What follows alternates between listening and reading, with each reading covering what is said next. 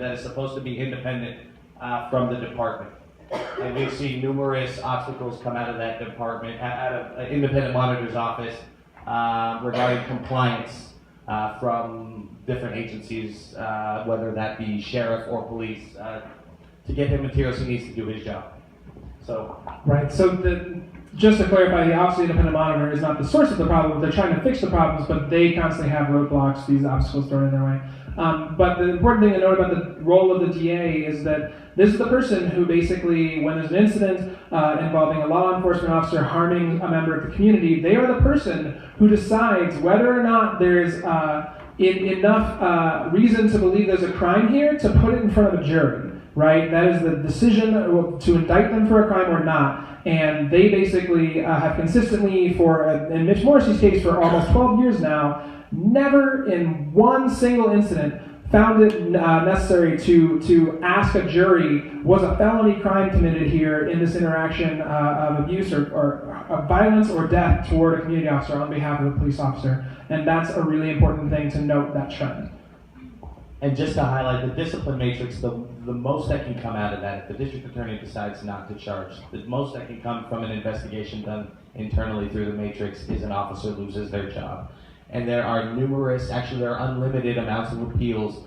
The matrix is set up to favor law enforcement, and the appeal process takes years, and that is granted by the union. The union gives them opportunities to do this. Yeah, we'll take one question at this point. There's so much more. There's like a whole teaching in just this slide, but yeah, go ahead and we'll talk about that. I was wondering how transparent that process is to the public. Like, are we able to get, I'm guessing not transparent. And then also, did you hear about the officer involved shooting yesterday that happened at 14th and Bannock? I don't know any more information about it. I just didn't know, like, since that happened yesterday, I don't know if they, like, how much we will find out through this process as that goes on. Probably not very much. Certainly.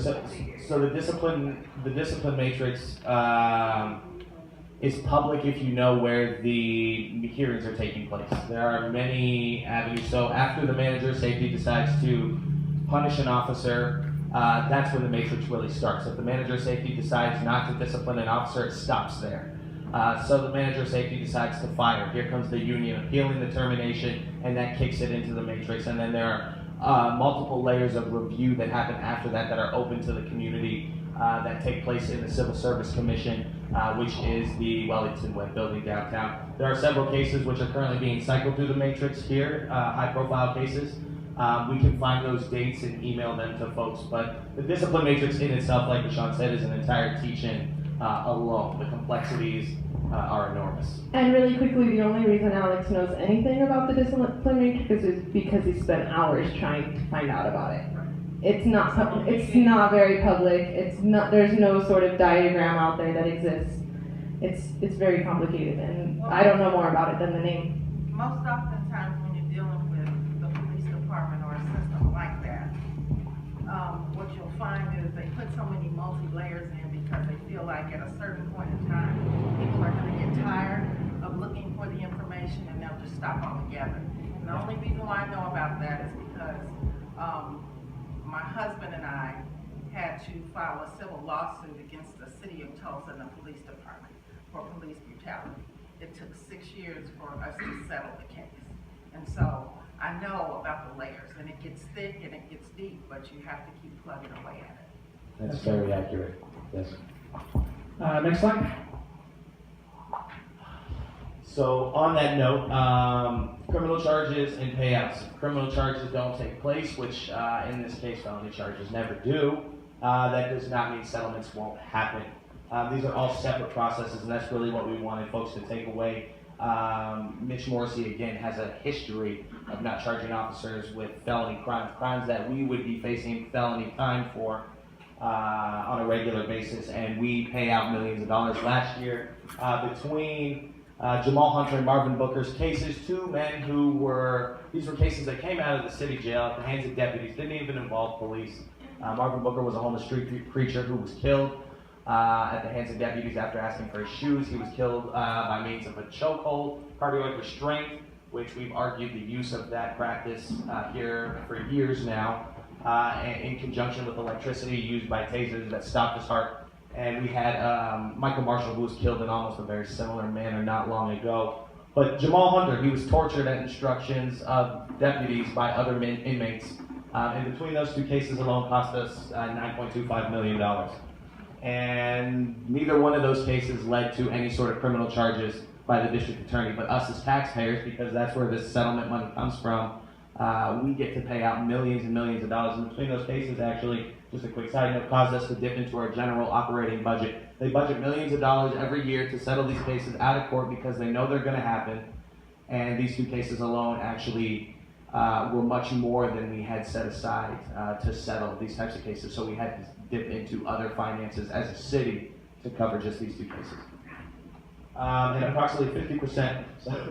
No, I was just gonna say, just to add, that had these been, the settlements were possible because these were civil charges, because these were no longer criminal charges. These were about whether or not the officers had violated the rights of the people who they had harmed. And if these were criminal charges, there would have been criminal liability. And the courts decided that someone was guilty of violating their rights, but to find and deserving a large amount of restitution for that violation. But to say that there was no crime committed, especially in the torture of Jamal Hunter, is really a decision of, again, the district attorney. And they consistently decide that it's almost impossible for police officers or officers of the law to violate the law.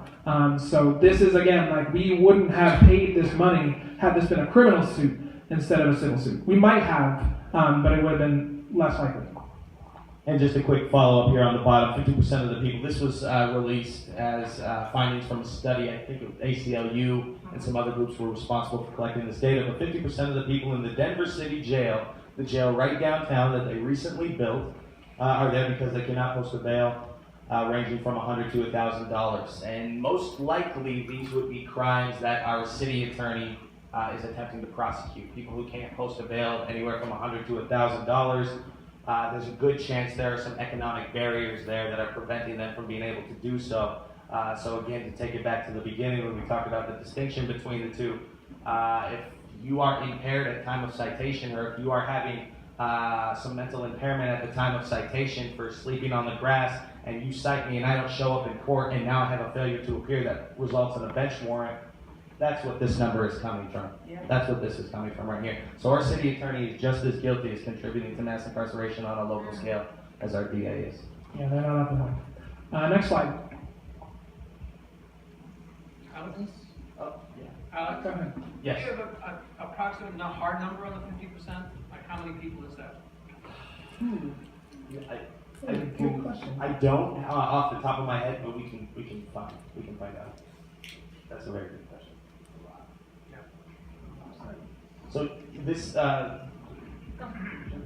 so another thing that we've kind of touched on, law enforcement abuse cases. And one thing that we have to understand is that the DA plays a significant role in perpetuating these types of cases, and can play a significant role in preventing these types of cases.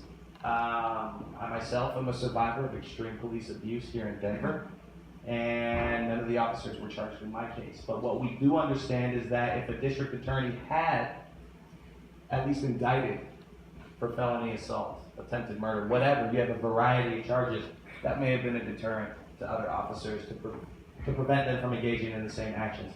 On that same token, allowing these types of behaviors to continue without indictment, there is absolutely no deterrent from preventing law enforcement from injuring our community in the first place. Right. This is an important point because a lot of times the district attorney will say, well, I didn't file charges because it was unlikely that they would be convicted. And sometimes this is true. You know, a DA is a pretty experienced lawyer and they know what it kind of takes to get a guilty verdict. But for us, that's not a good enough excuse to not charge when you do believe that there's a crime committed. Whether or not you believe that they will be convicted is a part of, again, that resume building that we were talking about, where the DAs kind of continue to rise in the ranks and prove their credentials by having high conviction rates. So they try not to prosecute when they don't think really certainly that they will have a guilty verdict, and that serves to protect law enforcement who commit crimes, who abuse our communities, because unless there is an airtight case that the DA already knows ahead of time is going to result in a guilty verdict, they often will decline to even prosecute, which denies justice to our communities and also continues to let the police know that they can continue to fly under the radar, that they will not face consequences for their crimes and their abuses. And this is a really important point, that the DA can use their position to at least put sanctions on officers, to at least help reduce the incidence of law enforcement abuse by letting officers know, even if it's to hold them up as an example to the rest of them, that they will be charged. District attorneys and city attorneys love to say that they're going to make examples out of young people in our communities by throwing the book at them basically for simple things, but they continue to refuse to make examples out of police officers. And this is, again, another thing we really need our DAs to take seriously. And that's just that, the dangerous environment that can provide for law enforcement. Anybody who'd be susceptible to engaging in those types of behavior are more persuaded to do so. Right, and this last note here about one of the DA candidates recently said that excessive force could also be called excessive self-defense, and this is just another example of the ways that district attorneys, especially Mitch Morrissey, will just make excuses for police officers and continue to let them have a free pass and say that they were just defending themselves, but they defended too hard, and these are just the sort of ridiculous things that we have to deal with, and again, that we can't let these people who are accountable to us get away with. Go ahead and take the next slide.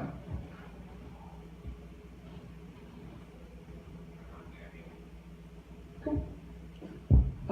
So how do you hold the DA accountable? It leads into the next slide. Okay. It's because it's supposed to be a question. Oh, right. No, this is a question actually for y'all. Is it rhetorical? Yes. It is. Well, it's sort of. I mean, does anyone have any idea? I mean, there are real answers. There are real answers to this question. There might be maybe not what you want to hear, but anyone have a guess? How do you do it? And I was just sitting here thinking about it, and I'm just trying to figure out, okay, at the next forum, I'm going to kind of test them to see what I'm going to get out of it. But why is it that if the DAs are accountable to us, why is it that the community can't make the decision to say, I think they should go before the grand jury, and from the grand jury, they be tried? Mm-hmm. Let the community make that decision. Right. Rather than them make that, and that's holding them accountable and saying, okay, we're going to let the community make that decision. Right. But so rarely they ever do. Right. They don't do, not rarely. Mm-hmm. They right. don't. That's right. They don't. So this is a little bit of a trick question, though there is a real answer. But we're going to let Cecilia explain. Can we go to the next slide, please? Oh. Can we go to the next one?